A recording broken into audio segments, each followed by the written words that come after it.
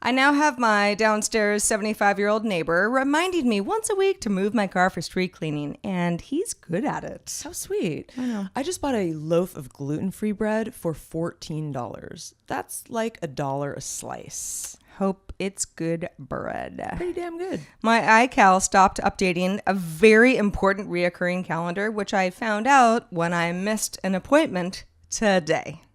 Well, someone charged $3,000 worth of travel purchases on my credit card. Looks like a fun trip, bro. Oh, how fun for you, bro. Have such a good day.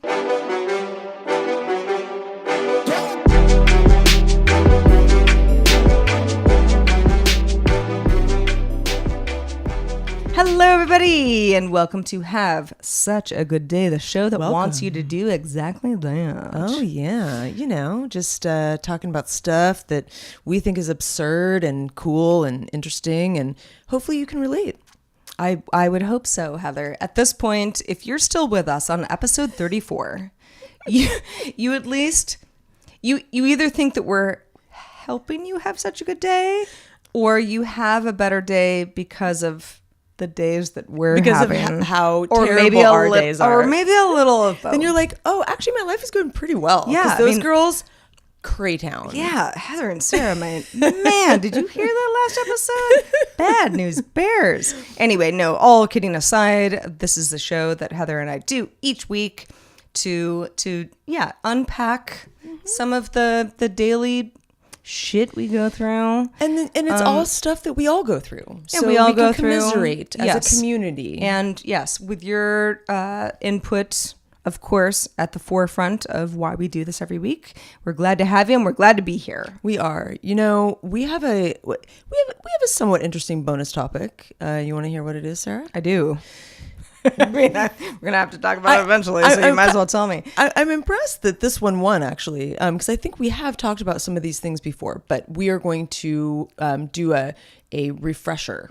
Okay. So when you aren't engaged in the day-to-day work hustle, what are your favorite pastimes? So we will get to that a little bit later in the show. So, like, favorite hobbies. Yeah. Like what do you like to do for fun? When you're not working, when you're not hustling and commuting or whatever, like how do you want to spend your time? I will say, just right off the bat, that I will leave getting naked on the couch and watching Vanderpump Rules. I'll just leave that aside because you guys know I like to do that already. So that won't be my answer, although that is my knee-jerk reaction answer. We'll keep that on the tip of our brains when you tell us about your other pastimes, Sarah. Yes, please do. Anyway, Heather, not to get too, sort of deep here, but had a hard week. Yeah. I lost my cat Sam, and he was almost 12. And he and his sister Lucy, who are siblings, I've had for the exact amount of days. And so I kind of knew that this was coming, and I prepared myself as best I could. And I had a lot of pets growing up. Mm-hmm. So cats and dogs sort of came and went, and, one would pass away, and then we'd get another kitten or a puppy or whatever. And this has always been something that I'm familiar with. And I remember when I went off to college, there was a cat that had sort of been my cat. She just, when I was growing up, she was always my cat. And I remember my mom calling me and saying, Pico died. Pico. And yeah, her name was Pico. Pico like the tea, not like the street. That's cute. I had a cat named Nico. Oh, that's cute. Yeah. And I remember kind of, my reaction was I was sort of mad. Mm-hmm. Like, why didn't you tell me? Yeah. Why wasn't I part of this process? Like, and my mom was like, you don't want to be part of this process. Mm-hmm.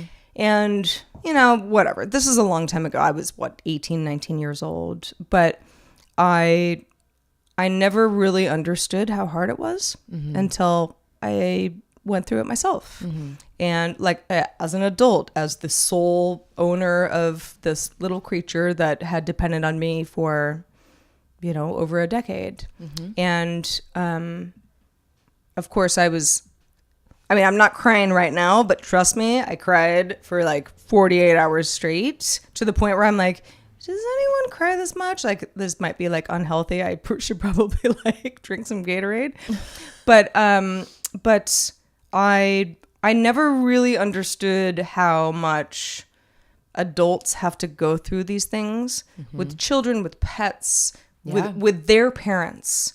You know, it is like the epitome of adulting. Oh, it is. And, you know, they're family. I mean, that's the end of the day. These animals are your family. They've been with you for so many years that you don't remember your life before them. And so that's what makes it extra profound. And I you know, this sort of like falling apart and crying and, oh, you know, I miss him so much. Like, that's all very obvious. Obviously, when you love, you know, any little pet furry creature, you're going to feel that way. But what struck me is even more so these sort of series of firsts. Like, okay, well, it's time for breakfast. Oh, I don't need that second cat dish. Yeah. You know, it's kind of, it's just like a small detail, but I was like, oh, okay, I guess I'll just, I don't know, put it in the dishwasher or something and like think about it Use later. it for something else. Yeah. Or, you know, I felt a cat walking around this morning on the bed around 6:30 when they start to bug me. And my eyes were closed and I knew that when I opened them, it wouldn't be Sam, but I was like, maybe you were kind of hopeful. Maybe it would be, you know, because you can't, you know, like these little kind of moments where you're like, oh, okay, that's a first. Yeah. Because it's now different forever. And those are the things that kind of like get me in the gut the most. Yeah. Because they're just part of life. They're part of this life that you didn't really think about until you realize, oh, I'll never have that again. Exactly. And you know, you had a specific relationship with this particular animal and it will never be the same again. You will not find, your next animal will be really different. Very true. And will be wonderful in a different way. And Sam had he was a mama's boy. Like you guys, he was a total cuddler. He was a lap cat, you know, and you guys had a special thing. And him not being in the house anymore is weird too, because you almost feel his ghost, you know, you feel his presence in a way. But, you know, like that daily routine has changed. The dynamic of the household has changed. Yes, it has. But I will say that, you know, I've still got a dog and a cat. Otis and Lucy Less of a zoo, but are still there. Yeah, it's the two of them. But, you know, those two have been very cool. You know, sometimes they sort of look at me in a way where I'm like, I know, this is weird, guys. I know, it's weird. Yeah. And I got rid of the litter box and got another one just so, like, the smells would be, you know, just kind of, you know, we're in a new era. Yeah, you got it. You know, that's one thing that you can always depend on is things changing and things going away and then new things coming in. Seriously. Exactly. So yeah, it's been kind of a weird week around the household, but I the tears aside, we're all going to be okay. You're definitely going to be okay. Yeah. I'm up the street. We're here for you. I got two felines, you know, if you need anything at all. Well, thanks, Ev. So how was your week? My week's been busy, actually. Lots of stuff going on. But it was funny. I kind of dread some of these activities where I have to back up my computer, back up my phone, put new software, you know, doing all these updates that you're constantly being badgered to do, you know, on your technology. And one thing that I know that you've been struggling with is your computer's getting maxed out and it, you know, the battery runs down real fast. And so I've been putting it off for a long time. So I decided to go into my system and what is causing this massive, why do I have so much stuff on here? Because it's still, I didn't really understand because I use, you know, cloud and I use Google Drive and I use Dropbox.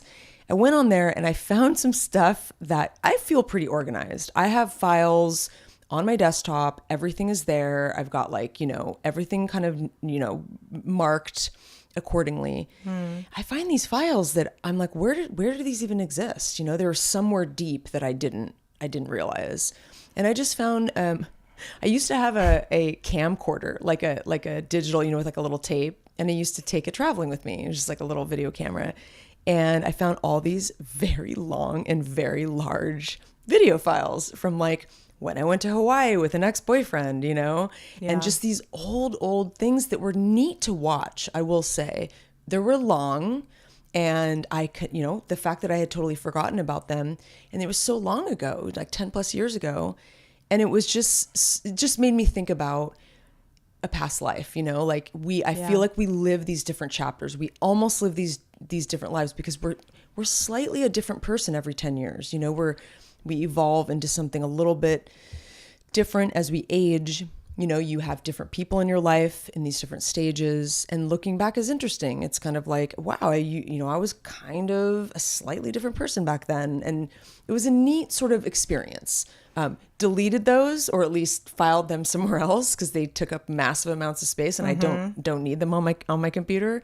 But it was an interesting exercise. And now my computer I've got plenty of room. Oh, that's good. All is good in the hood. Yeah, I mean, I'm with you on that. And it's weird because there's so many video, audio files, like just you know, the nature of our business these days. It's like I am constantly making sure I know where everything is and it's all backed up and blah, blah, blah.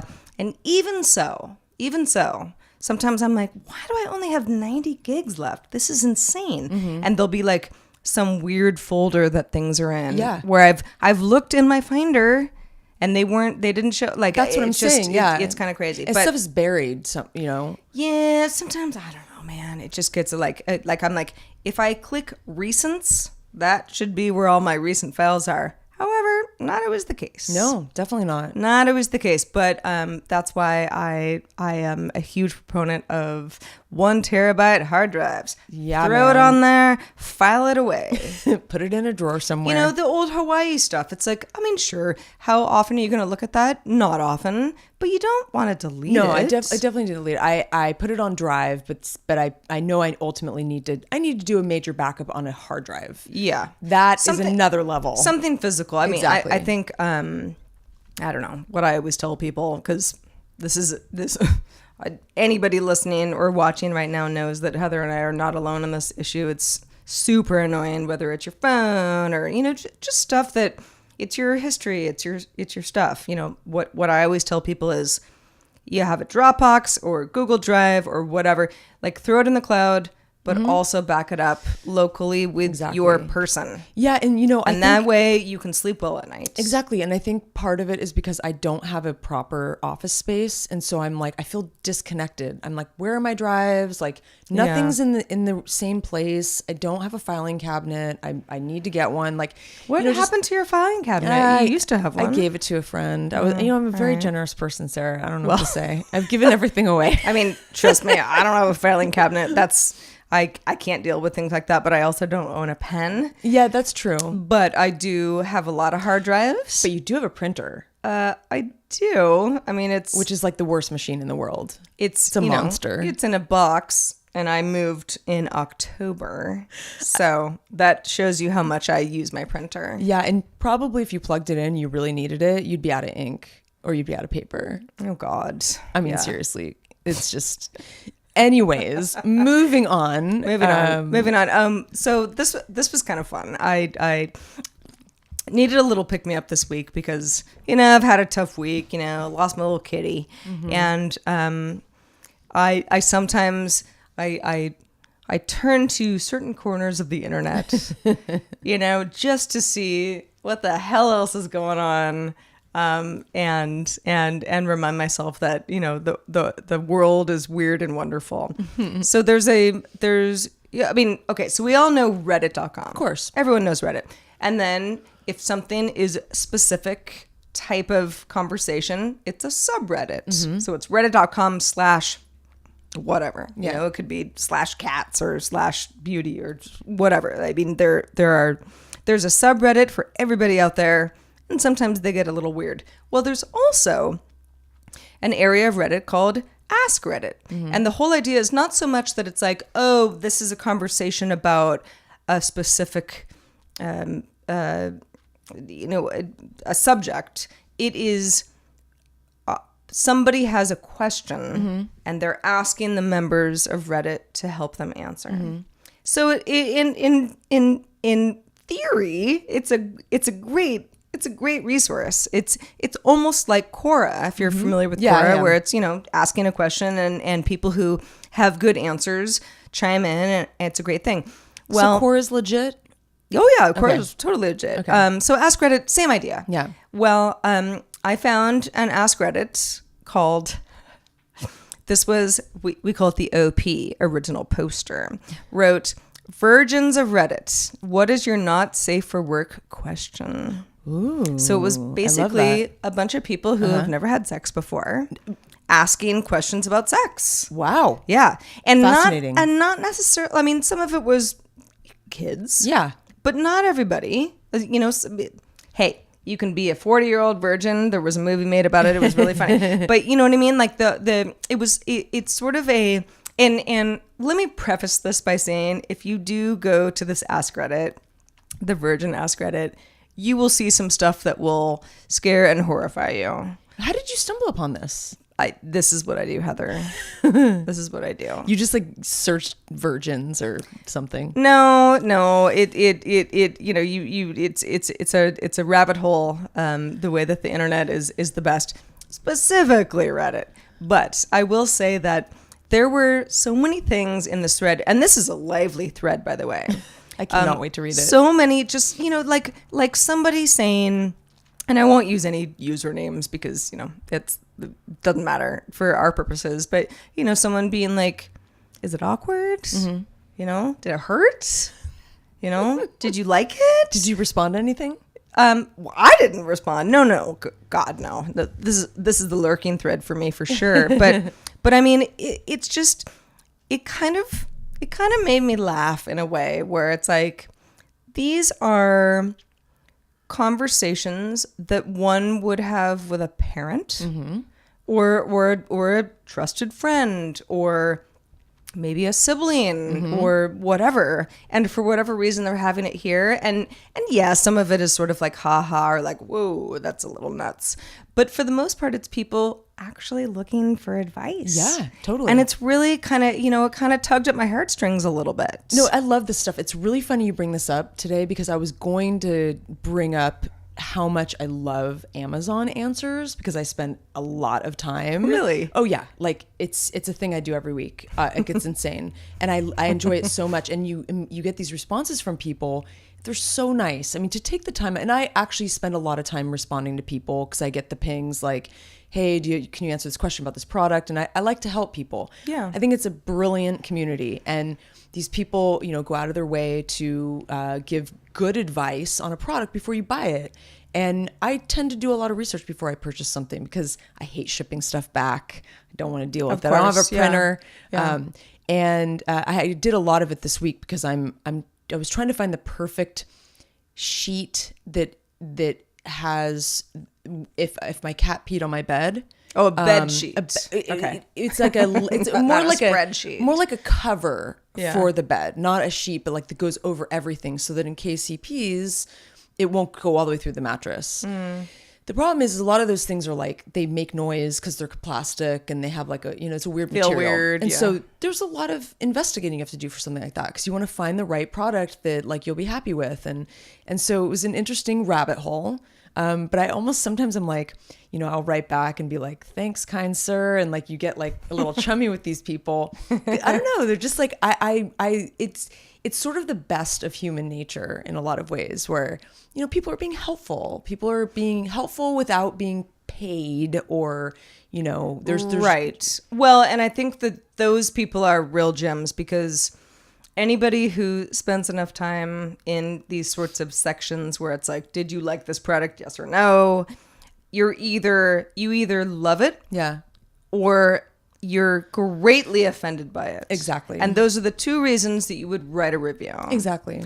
And so you get a lot of people who are super passionate, but you're like, well, I'm not like that passionate about it. I just want to know if this like rubber cover for my bed is like going to work for me. Like, chill out, man.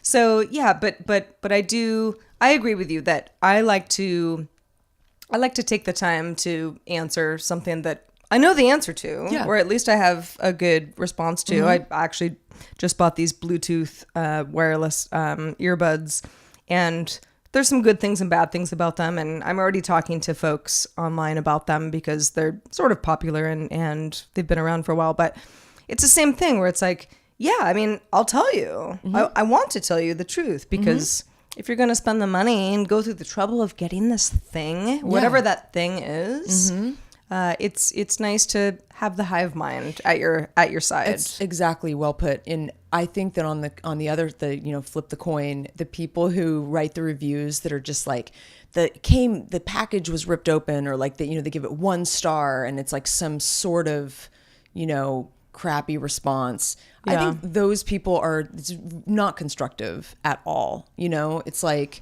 I just feel like that kind of thing does affect, it's just not constructive, and it's hard to really know, is it worth buying the product or not? So I figure keep, I don't know, those kinds of things maybe just keep that to yourself. Well, I also think that there are lots of reasons, particularly with anger, that trigger us. True. We all have those. Mm-hmm. And like the Yelp reviews, for example, like Yelp, great example. It's like, that's where you go to vent about a company or a restaurant or whatever that has wronged you somehow. Yeah. And there are lots of very, very angry reviews that I will read, and I'll be like, yeah, you know what? You just sound like you had a bad day. Exactly. Like, and it we has all nothing do. to do with the restaurant or the food or not. Or there's, it's like the food was amazing, 5 stars, couldn't be better, but the barista looked at me weird. Yeah, exactly. Where you're like, well, I don't know, maybe you look weird. Yeah. Like there's certain things where you're like, I'm just going to filter that whole thing out. Mm-hmm. Although before we move on, I have a funny story. An ex and I, many years ago, went to look at me possibly buying a new car. Mm-hmm. And it was a VW dealership. This is back in San Francisco. And for whatever reason, sometimes car dealerships and, you're trying to negotiate Awful. and it didn't go well. And he was sort of a fiery human. And the two of us sort of ended up leaving in a huff, right? So I was upset at the time because I felt that we had been treated unfairly or something about, whatever. And I wrote a scathing Yelp review about this particular car dealership, which I still stand by because they were assholes. Mm-hmm. And it's so funny because he was mad too. And like a couple days later, he comes running into the room. And he's like, Sarah, you have to read this Yelp review. It's insane. It's our exact same situation. And I'm like, I wrote that. And it didn't have your name? It was an anonymous thing? No, it did. He just didn't read my username, but he was like, it was exactly what we went through. I can't believe it. And I'm like, no, babe, that was me. So, well, I don't think you were I don't think you were the first one to walk out of a car dealership in a huff.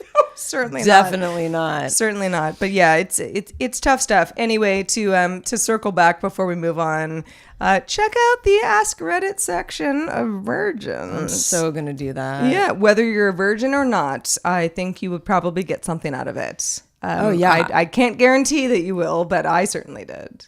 Very interesting, Sarah. Well, I'm gonna switch gears a little bit here. All right. I guess there's a kernel of relation with my next story. I want to ask you how, and I think I could make a guess because I know you pretty well, but how do you feel about holding hands with a loved one, with a boyfriend? Love it. You love it. Yeah. And do you ever and so are there any awkward moments or times you don't like holding hands, or any types of hands you don't like holding? No, you like it. I mean, if it's sort of we're connected as we're walking down the street type of a thing, sometimes because I'm so little, if a guy kind of puts his hand around my shoulder, I'm sort of like, we're bumping. Awkward. Yeah. Like we'd have to our gait would have to be exactly the same for it not to kind of, you're kind of like, eh. Yeah. But hands, I'm fine with because you get rid of all of that shoulder stuff. And do you normally do you like hands like this, or do you like kind of like that?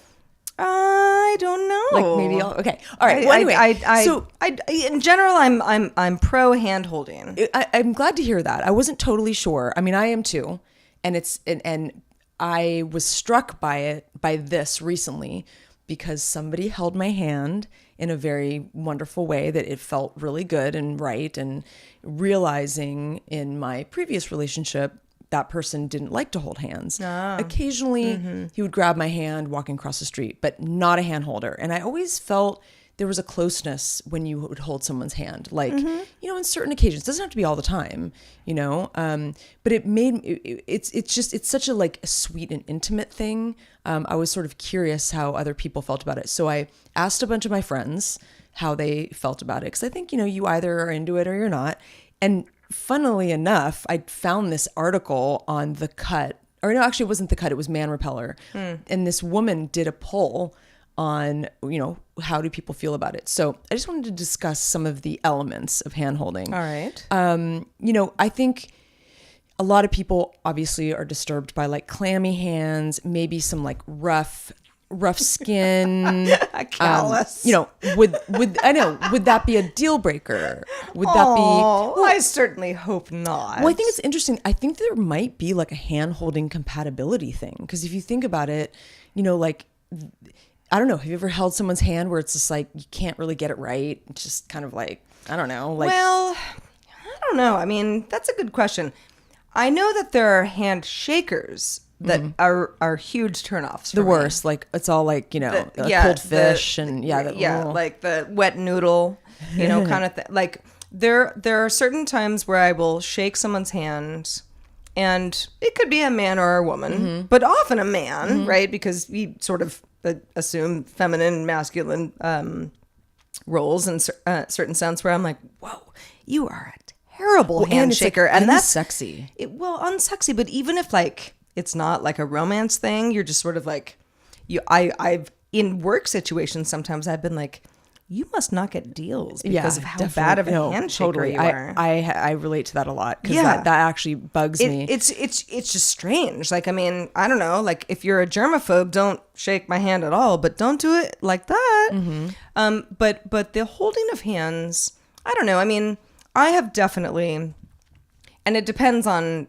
how long you're with somebody and how comfortable you're with somebody. Like, I've definitely had boyfriends where we're both like, ugh, we're sweaty, gross, get away. Yeah. You know, but it's not because we don't want to hold hands. It's just kind of like, it does get a little clammy sometimes. It does. Yeah, when you're holding it for too long. Yeah. I think it was funny. I was reading some of these like sort of comments where, you know, people were kind of had anxiety about like, well, who lets go first? Is it going to be awkward, you know, when you're done holding hands? You know? Yeah. And is like, the other person going to get weird? Yeah. And like some people were saying that like, well, my husband does a double tap, you know, and does like a sweet little gesture to like initiate like letting go. And I thought that was really cute. Yeah. Like a double squeeze or like, you know, like a little something. Still love you, but we're disengaging. Exactly.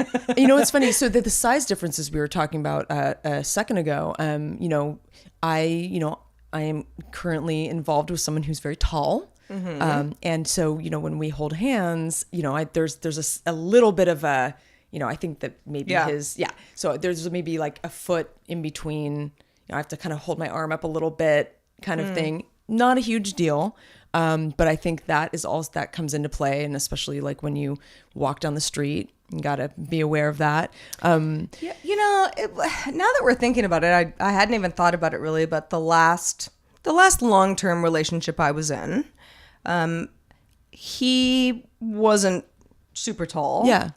He wasn't crazy about holding hands, but he liked it when I'd lock. Yeah. So it wasn't as sort of like, no one was feeling like the other shoulder was sort of being mashed down, but he liked, it was his way of, it's, you know, the elbow kind of love. Feeling like, oh yeah, it was a little old school. Yeah. You know, and it was kind of cute. It's actually funny because a lot of people did say, I don't like holding hands, but I like to I like to hook elbows. Yeah. You know, I prefer that. Yeah. But you some can kind of put your hand back in your pocket and be kind of chill about it. Yeah, no, I like that too. And then also, so just a little bit of feedback from a friend group. You know, one friend said, I would be bothered by someone who wouldn't want to hold my hand. Like that would feel, it would feel like there's a lack of warmth. Like I mentioned with my previous relationship, like I felt that too. Like, you don't want to hold my hand? You know. Right. Like, you're like, it's sort of like, yeah, I don't know. You're kind of like, give me the cold shoulder. Exactly. That's what it feels like. Another one said, love holding hands, but in the past was creeped out by guys who had to hold hands. Like, like you are a a raft or something, like where it's like this desperation of like constantly holding hands. Yeah. And I think I think that's a symptom of a bigger, like, Sure. It's that person who's clingy. Yeah, exactly. Right? So the holding hands is probably not the problem. No, the it's like a problem is that product of the- person who's Oh, like, yeah. oh, I want the world to know you're mine, and that can be great, or it can be like, I don't know if I want the world to know. You make a good that I'm point. yours. I mean, you know, it does that. There's that also where it's like you walk down in public with somebody and you're not wearing makeup, or you're just, you know, you're whatever, you're just cash, but like the person is like proud to hold your hand. Like there's something about that. Yeah. You know, that they want to walk with you and they're proud to be your person. As long as you want them to be your person, it's a true. great feeling. Yeah. Because I am definitely, like I said, you know, again, pro holding hands. With the wrong person, very anti holding hands. Don't like it. You know, No, like I totally agree. But it's in essence, when it's right, it's super cute. Maybe that's like a really good quick barometer for figuring out, hey, like, you know, online dating, go on a first date, try to touch the hand, see if you feel any like magnetism or lack thereof. You know, so this is like, he didn't listen to this show. I don't know, maybe he does, but I very much doubt it. But there was somebody that I hung out with somewhat casually, somewhat recently. And, you know, it wasn't a love connection and it didn't go anywhere. But, you know, there was a way that he was very polite about touching that I thought was, he was in the right.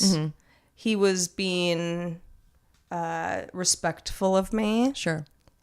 And yet it was a turnoff. Yeah. It was hesitant to the point where I was like, just stop. Yeah, totally. I'm done with this. I don't like it. It could be a really good barometer for whether you're right for each other. Yeah. Yeah. A couple other feedback, you know, a lot of my friends did love it, love all forms of PDA. One friend mentioned, you know, they love it, but they don't instigate it. If the other person instigates it, totally in. Another friend said that they have like a sweet thing where they. How many friends got into this conversation? I got lots of friends. Heather's got a lot of friends. I really do. Yeah. So basically, they have like a telepathic impulse because they always go in for it at the same time. Like they hold hands. Like, well, isn't that nice for you? Oh man. Hey, how do you feel about like? Have you ever held a friend's hand for like a few seconds in a situation? You know, you're like a female friend. Yeah. No. Yeah. No. And I think that I would just be the weird person in that situation. Yeah. Like, I definitely have friends like you, like a good friend, like, you know, kind of Chum it up. We're chum it up for a minute, but like, we wouldn't continue that. Then I'd just be like, yeah, a little awkward. It. Yeah. But no, I don't think I've ever held a super fun, happy, platonic friend's hand. And maybe I should. I don't know. But no, Yeah. I don't think so. I think No. some people are more grabby than others, you know? Yeah. Like I think there are some. Well, some people are more huggy. They're more huggy. And yeah. it's the same thing. Like I Yeah. actually have a joke with a very good female friend of mine where she's like, Sarah hates hugging. Yeah, I know you do. I know this. And I'm like, I don't hate it all the time. Yeah. I just find it to be like let's not egregiously hug. You know, like you know, just give me a minute. and no egregious like hand holding either. At least from female friends. Actually, none. Like zero. Like Heather, I love you so much. I never want to hold your hand. I'll never hold your hand. I promise. I'll never instigate Thank that. you, and that's why we're actually friends. never do it. It's just not something that I would do. But I would think it's super cute if other people do Yeah, it. yeah. We all have our boundaries. Sure, of course. Yeah. And it's a good thing. So Speaking of boundaries, patreon.com/have such a good day. that is a place where you should have no boundaries at No all. boundaries whatsoever. Zero. Or if you do, let us know. Absolutely. Because you can email us at hi@havesuchagoodday.com. But back to Patreon, that is our bread and butter. That is where our show lives and thrives, and we want it to grow. And we need you to help us do that. We really do. Patreon.com/have such a good day. If you're familiar with it, then you know all about it. We could use a little love, a little push out in the world. A little push out in the world. know? Yeah. If you're not familiar with the whole spiel, and we talk about this every week, so I won't go on and on about it, but what Heather and I are trying to do is build a show, build a community, build a fun kind of lifestyle experience for all of us each week without ads. Yeah. And by doing that, it takes time and effort and money and all that good stuff. So with community support, we are able to push the show out every week and really enjoy it and grow it and have some goals that we're hitting. I was just gonna say, Sarah, there's so many other things that Sarah and I have cooked up over the years. I mean, 20 years, pretty much. It's coming upon 20 years. I mean, let's not mince words. Yeah. It's been 20 years. It's been 20 years. We have cooked up some ideas. I got some file folders deep on my computer with scripts and various show ideas. And honestly, I mean, it would be super fun to do another show a week. And it doesn't necessarily have to be this show. It could be another show. There's all kinds of show ideas that we have. And, we definitely could use, word of mouth, tell a friend, tell a family member. Maybe your mom would like the show. I mean, maybe your son would like the show. If you enjoy the show, leave us a nice review on iTunes. Super appreciated. We read all that stuff, and man, does it make our day. Oh man, that warms my heart. I mean, I love a good iTunes review. I mean, I get so excited about it, and I maybe I get overly excited, but I would really appreciate it. And because Heather and I both, we're freelancers, so we work on a variety of projects, and I think it's important to sort of bring back the idea that what we would love to do is have such a good day a network. What that is would be defined by you. Yeah. Video, audio, like all experimental of stuff. Yeah. And I talk to so many folks because podcasting is all the rage these days. About great ideas that they have, and maybe they're a little half-baked, and maybe they're really good ideas, and I as a producer have to sort of decide if it's the right project for me, and how I can guide them if it is, and it's really it's like the idea that you have to talk about this thing that you're passionate about can be any fucking thing. Yeah, it can. Because it depends on the person. Exactly. And is it going to resonate with anybody? I don't know, man. It depends on your audience. And there's a lot of marketing involved. And Heather and I, we've sort of learned the hard way. It's like, man, it's hard to push a show. It is. You hit walls, and then you get a slew of new people, and then you kind of hit another wall. I mean, it is a constant effort. It takes a lot of time every week. Yeah. I mean, we love it, we enjoy doing it. Yeah. But I think that we would love to take it to the next level with your help. Thank you. So in advance. So patrons, everybody who's a current patron, you the jam, give yourself a pat on the damn back, hold your own hand. And if you're give yourself a hug. Please do. Even if you're clammy, just do it. Just do it. Yeah. And anybody who has been, I don't know, considering becoming a patron, maybe now's the time. And we thank you in advance. Did we grease the wheels for you? I hope so. I hope so too. Hey, so all right, what's next? This is a fun thing. So today, Amazon announced a few things at the time of this recording anyway, but one of these things that I know applies to Heather, because she's an Amazon lover, is something called Amazon Day. And what Amazon Day is if you're a Prime member, which means you pay, what is it now? $75. Might be a little more now. Might be $100. I think it's actually $110. I better look at my statement. It was $99 annually for a while to be a Prime member, and I believe that they upped it to $10. So let's call it $109. All right. Okay. Oh wow. Okay. Ish. Anyway, if you're an Amazon Prime member, it's sort of assumed. Doesn't mean that you get a lot of stuff on Amazon, but it's assumed that you take it seriously enough to I try to take advantage of it. And as a Prime member, you're basically paying an annual fee to get stuff for less over time, and so it ends up being worth your while, and you get cool stuff like Amazon Video and lots of stuff that the There's company lots of does. perks. Lots of perks, as long as you're in the ecosystem enough. Exactly. So Amazon Day is a new initiative to say, all right, Sarah, for example, you are, you're ordering cat food. You got, you ordered some socks the other day. You're getting toilet paper. There's, a lampshade, or there are all of these things that you're getting.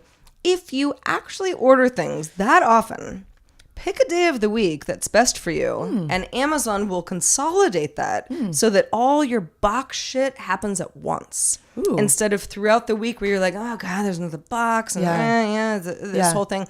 Now, there are a couple good things about this. First of all, I work from home primarily, so I'm maybe not the best example of this, but there are probably a lot of folks who don't work from home and are like, if it's not Saturday, it's a huge hassle. Yeah. I'm going to miss the shipment. Yep. Half the time I got to sign for it. Like, fuck, I want it to be Saturday. Yeah. Great. Also, on Amazon side, it helps them consolidate their fleet of trucks. If they're coming to my house 4 days a week, when really I only needed all that stuff once on Monday, then we all, save gas and energy and that sort of thing. Absolutely. I love that. Yeah, and because of the way that things get packed up, if they're all going to a place together, for sure at the same time, you end up getting less just box crap. So what you're saying is that say I order a bunch of random stuff, like You could basically say, hey, Amazon, as a Prime member, Tuesdays at 3 p.m., that's the day. So they'll hold off on sending anything 2 days. So you won't really get the 2 day thing. Not necessarily. Yeah. If you need to, if there's impulse buying going on, this isn't necessarily gonna. We were actually joking about this on Daily Tech News Show because we covered the story earlier. When Tom Merritt was like, "Wait a second, so like next day shipping now is like next Tuesday shipping?" Where I'm like, "Yeah, but think about all the things that aren't like." You need them. Sure. And you just rather get it all at once Yeah. and just deal with it all at once. Sure. So you don't just have these rando boxes coming to your house at any time of any day all week. I think for me, my biggest stress with I like this idea a lot, because my biggest stress with Amazon Prime is the boxes. Like I feel guilty. Yeah. They're nice boxes. I mean, they're, new boxes, and I put them in the recycle bin. It's a bunch of garbage, yeah. It is. And I don't like that. Maybe it's funny. I was thinking about this today. I'm like, I've been on Amazon Prime for so long, and I buy mostly boring stuff, toilet paper, cat food, toothpaste, stuff like that. But it's very helpful because then I don't have to I'm constantly doing my lists and trying to go to all these different stores to get everything. You know? It's convenient. I wonder what it would be like to go off of it, and what would happen. It's almost like, I'll tell you stop you, drinking Heather, for a week, or you will start patronizing your local business. I know, I really would. Or at least your local CVS. That's true. In the case of toilet paper. But yeah, no, I my friend RJ that Heather knows as well, it's like the one thing that he dislikes the most about me is my historical lack of love for Amazon. Yeah. Where he's like, how do you live? But seriously, Sarah, how do you live? And it's like, I don't know, for a long time, I just wanted to go to the local pet store, and that's where I got cat food. But then I'd run out, and then sometimes I'd need it, and it would be 9 p.m. And so I'd have to go to the corner store and get Fancy Feast. Yeah. Because, and it's like, it was my way of, I don't know, it's more adventurous. it's more adventurous, but it's also more of a hassle. Yeah. And you need a car, or, there are all sorts of reasons where I'm not going to tell anybody that ordering a lot of stuff on Amazon is not the right call. I sort of stayed away from it for a while. I have too many animals now, and I'm too busy. So You also like a good visit to Vons, to your local Vons. yeah, but I don't get I wouldn't. Sure, I'd pick up some toilet paper at Vons. Yeah. But there are things on Amazon, I ordered a 10-pack of Adidas ankle socks. I did the same thing. Did you? I think I got a 3-pack, so you probably got a better deal. Well, I needed them. Trying to get back into the workout. But you can't just there are certain things where you're like, Amazon, thank goodness. Oh, yeah, thank man. goodness for you. But yeah. anyway, this is definitely more, the Amazon day is definitely more of, if you got stuff, you know what's coming, you just want to just make that like, okay, that's our day. Then you tell Amazon, like, this is the day that I want all the stuff to come because this is the right day for me based on my schedule. The company is attempting anyway to honor that. I like that, and I think, it's the worst when you have to sign for something and you're like, sometimes an Amazon thing, most of the time they just drop it off, but I've had a fairly often where a particular package requires a signature that I wasn't aware of. And then I'm like, I have to write them a note, like, I want you to just leave it, so that kind of thing, I think that would be super helpful. Anyway, that's really exciting. I like Amazon Day. I like anything Amazon. Well, good. It's very exciting. I'm going to tell you guys next week what my day is. I'm still trying to think of what the best day would be. I don't know. Like, maybe like a Will you Tuesday say or it Wednesday? I don't know. I don't even know if there Wednesdays is a are bad day. for me. I would say like Monday. Monday's a chill day, but like, what if I do a 3-day weekend thing? Like, I don't know. I haven't done that in a while, though. Well, I mean... Well, I guess last month. Yeah, not that long ago. Well, we'll see. Anywho, I wanted to ask you a question that I think you probably have a strong opinion about. Okay, Heather. Oh, God. What is it? Could you live 100% social media free? Oh, okay. So popular question, because people are always like, oh my God, I can't even deal with Facebook anymore. I'm just gone. But I'm talking about all of it. No LinkedIn, no Facebook. Well, LinkedIn is like my worst nightmare. Yeah, so I'm never totally. doing that. But Facebook, Twitter, LinkedIn, Instagram, all that shit. Snap. Could I all of it. My answer is twofold.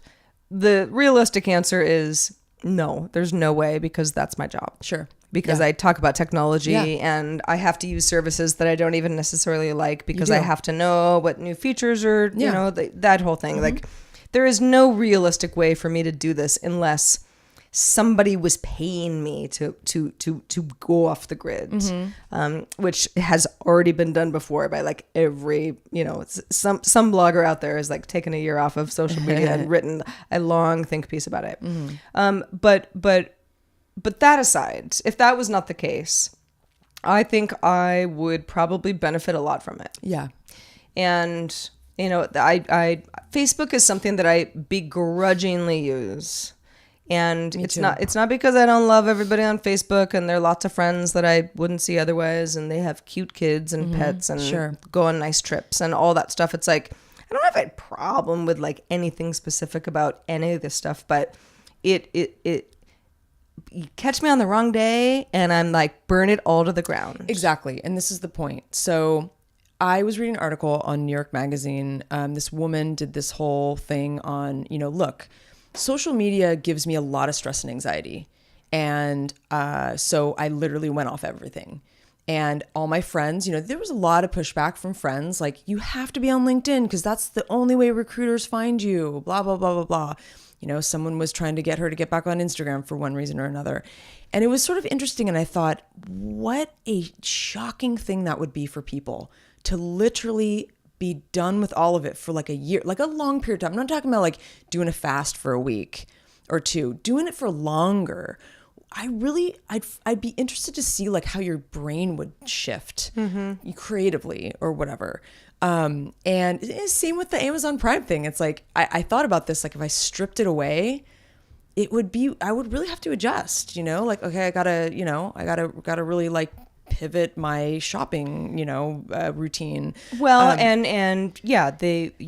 we've talked about FOMO in the past and the idea that like you would just miss out on a lot of stuff. And are you okay with that? And if there are people in that realm, that you don't want to miss things from, like, how would you keep in touch with them? See, I feel like, so I understand where she's coming from. Like, I do get a certain level of stress and anxiety from social media, the pressure to do so, always with Twitter for me, because I started when Twitter launched back in the Pop Siren days. I remember you talked about it on the show when it first launched, and I was on it. I was into it. then I kind of just like lost interest. And then but I feel like for my work, it would be good for me to do it, to be out there and say my opinion on things. And so I feel a lot of pressure from it.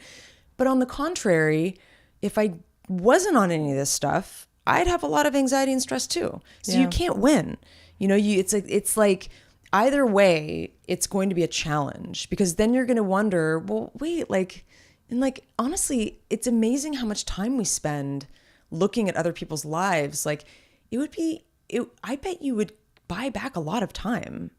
It would be you'd buy back a lot of shocking. time. That's for sure. Yeah. I'm, as you know, I've been a Twitter lover since it started, but I have dialed back on my usage so much just because I don't have time. Yeah. And half the time, like, there'll be, I don't know, some political thing will be going on, or there'll be, something where it's like enough of the people that I'm following are talking about something where it's like, it's kind of just like ruining my day, or I'm like, I can't, I'm out. Totally. That's how I feel. Be back later. Yeah. Kind of thing. I also, the way that you described it, it almost reminds me of, sometimes when people say like, oh, I stopped drinking. Mm-hmm. So now like, everyone's at the cocktail bar, but like, I don't want to do that. Mm-hmm. But like, what do I do? Mm-hmm. Like now I'm left out. Totally. There are a lot of social implications of taking a break. Oh, absolutely. From social. Yeah. From social media that you kind of go like, that's so silly, but it's actually just the way it is now. I hate to admit this. This is what sort of scares me but bothers me at the same time. It's like you drop out, and I have dropped out of Facebook for the most part, but I really do feel like people kind of forget about you. You're not cycling through the regular. I mean, I'm on Instagram. I'm pretty prolific on Instagram, but like the Facebook thing, it's like I have way more people on there, that follow me, or, like it's just bigger group of people from my past and whatever. Yeah. Not everybody uses Instagram, but I start to feel like slightly not irrelevant, but I think people do. They're like, oh, they see you. They see that you're still, your heart's still beating and you're still doing stuff. And it's kind of a weird thing, Well, that said, I will say that for whatever reason, and I this is probably, part algorithm of various networks where my stuff is not rising to the surface, and just part people not paying enough attention. But I cannot tell you how many times someone will be like, Sarah, where have you been? Miss you so much since the Tech TV days, or the Pop Siren days, or the Twit days, where I'm like, I'm so out in front of you all the time. Like, how are you not sick of me? Like, how do you miss me? Like, do you really not know where I am? Like, how do every bio like has my latest link. Like, I don't get it. You have a daily show. I have a daily show, but I also have this weekly show, and I do a variety of other things, and I post a fair amount of just sort of my personal life stuff, and it's like, what are you talking about?